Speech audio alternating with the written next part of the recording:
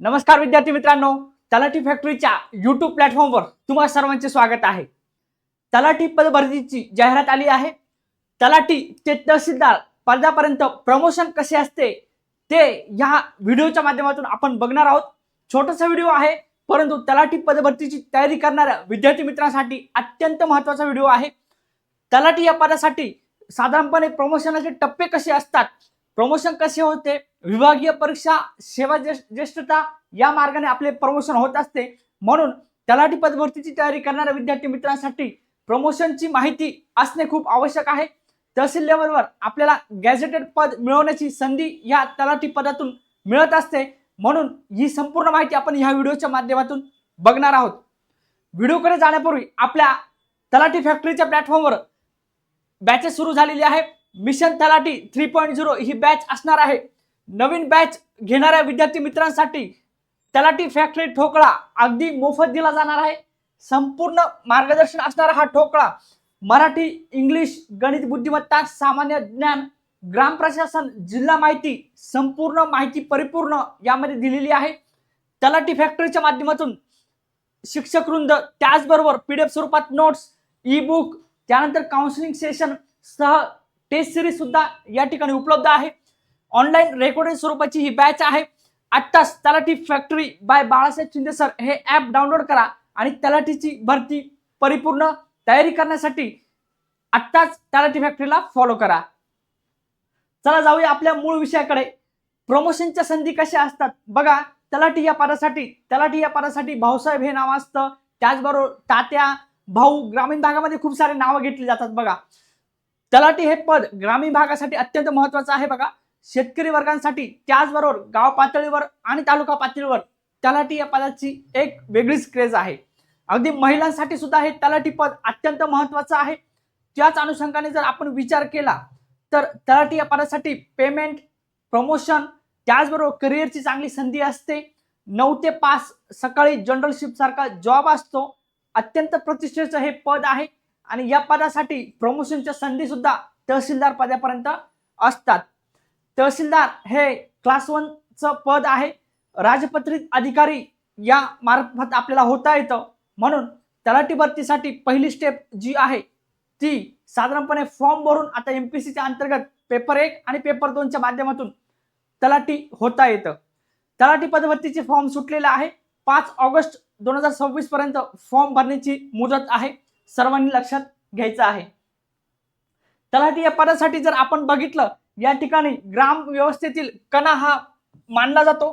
त्याचबरोबर आपण जर पाहिलं तर तलाठी या पदाची कामे कोणती आहेत तर जमिनीच्या नोंदी, 7/12 उतारा, 8 त्याचबरोबर फेरफार नोंदी, महसूल वसुली करणे, सर्वे करणे, त्याचबरोबर आपण जर बघितलं पीक पाहणी, ग्राम पातळीवर या ठिकाणी सर्व शेतकरी वर्गांसाठी आवश्यक विविध शासकीय योजना ज्या आहेत त्यांची अंमलबजावणी करणे, सर्वेक्षण करणे, ऑनलाईन स्वरूपात सर्व नोंदी अपडेट करण्याचं काम तलाठी या पदाचं असलेलं आपल्याला दिसून येतं।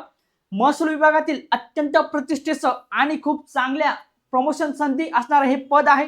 यामध्ये जर आपण विचार केला तर ग्राम पातळीवर ग्रामपंचायत, तलाठी कार्यालय, त्याचबरोबर तालुका पातळीपर्यंत आपल्याला तहसील पर्यंत या ठिकाणी कामाची एक प्रोसेस असते आणि ती प्रोसेस फॉलो करून आपल्याला प्रमोशनची सुद्धा खूप चांगली संधी या तलाठी पदामध्ये असलेली आपल्याला दिसून येते।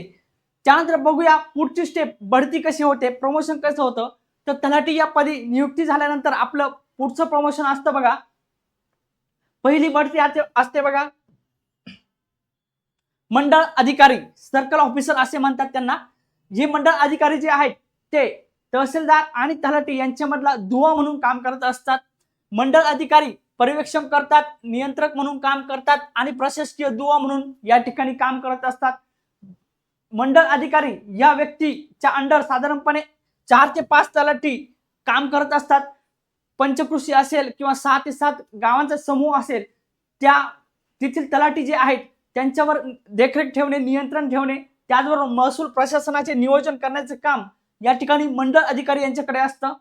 त्यानंतर वरिष्ठ अधिकारी जे आहेत, नायब तहसीलदार, तहसीलदार, उपजिल्हाधिकारी यांचे जे काही पॉलिसीज आहेत, जे काही त्यांचे नियम आणि तत्वे आहेत, शासनाच्या ज्या योजना आहेत त्या सर्वांची अंमलबजावणी गाव पातळीवर करण्याचं काम हे मंडळ अधिकारी यांच्याकडे असलेलं आपल्याला दिसून येतं.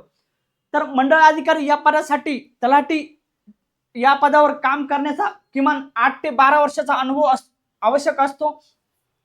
त्याचबरोबर सेवा ज्येष्ठता आणि विभागीय स्पर्धेच्या या ठिकाणी परीक्षेच्या माध्यमातून सुद्धा प्रमोशन या ठिकाणी पुढे होत असतं. अशा पद्धतीने हे मंडळ अधिकारी सर्कल ऑफिसर या ठिकाणी तलाठीची पहिली प्रमोशन होत असलेलं आपल्याला दिसून येतं आणि त्यानुसार पेमेंट आणि ग्रेड पे सुद्धा यातून वाढत असतो. त्यानंतर बघूया पुढची बढती बघा.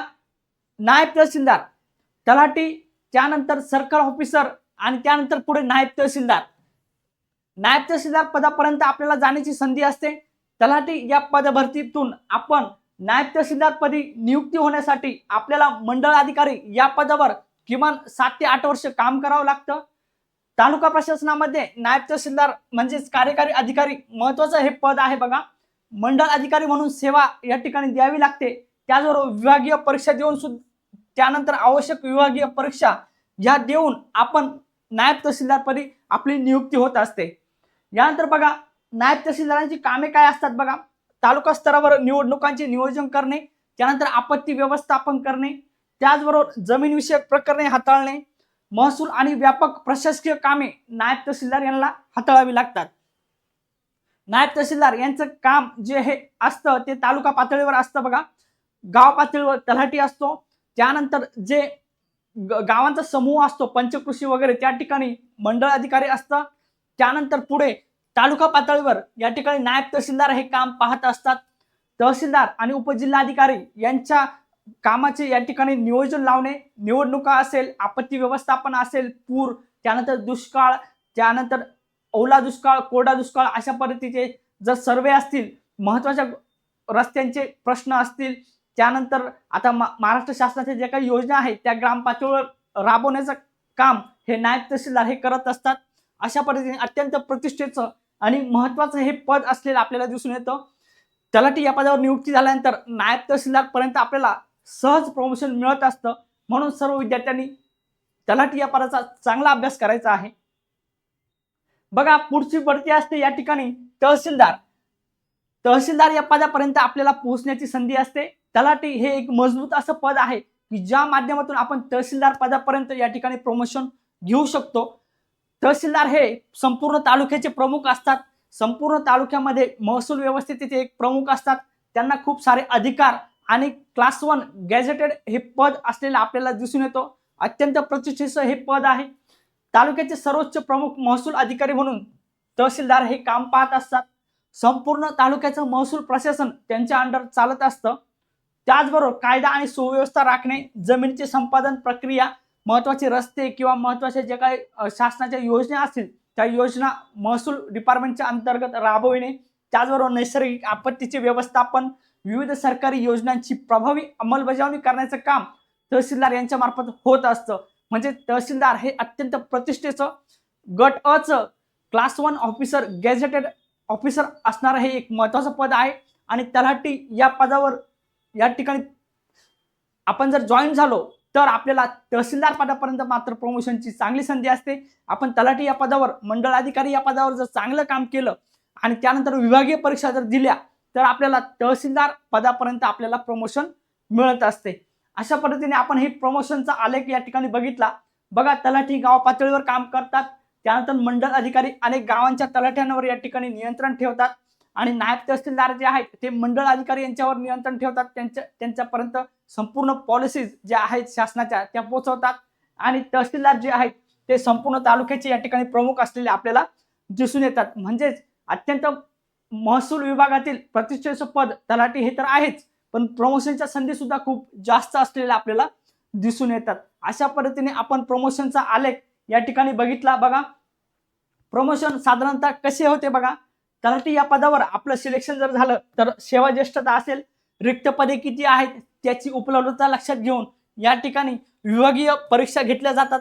विभागीय परीक्षा झाल्यानंतर आवश्यक विभागीय परीक्षा म्हणजेच अनुभव आणि जेव्हा सेवा ज्येष्ठता त्यासह विभागीय परीक्षा जर आपण पास झालो तर आपल्याला सेवा नोंदी ज्या आहेत त्या सर्व चेक करून आपल्याला प्रमोशन मिळत असते.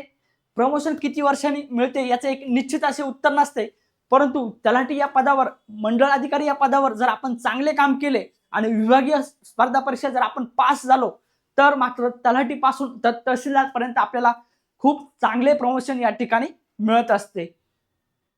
बघा या ठिकाणी बघा यशाचा मार्ग कशा पद्धतीने आहे। तलाठी या पदासाठी जाहिरात आलेली आहे। तलाठी या पदातून आपल्याला पुढे 7 ते 8 वर्षानंतर मंडळ अधिकारी, सर्कल ऑफिसर या पदी आपली बढती होत असते। त्यानंतर विभागीय परीक्षा देऊन आपण नायब तहसीलदार आणि त्यानंतर पुढे 8 ते 9 वर्षांनी तहसीलदार पर्यंत आपण तालुक्याचा प्रमुख बनू शकतो। अशा पद्धतीचं महत्त्वाचं महसूल विभागातील हे पद असलेलं आपल्याला दिसून येतं। अशा पद्धतीने आपण तलाठीपासून तर तहसीलदार पर्यंत कशा पद्धतीने प्रमोशन होतं ते संपूर्ण माहिती या व्हिडिओच्या माध्यमातून बघितली। व्हिडिओ जर आवडला असेल तर लाईक आणि शेअर नक्की करा आणि तलाठीची पदभरतीची तयारी करण्यासाठी तलाठी फॅक्टरीला नक्की फॉलो करा। धन्यवाद।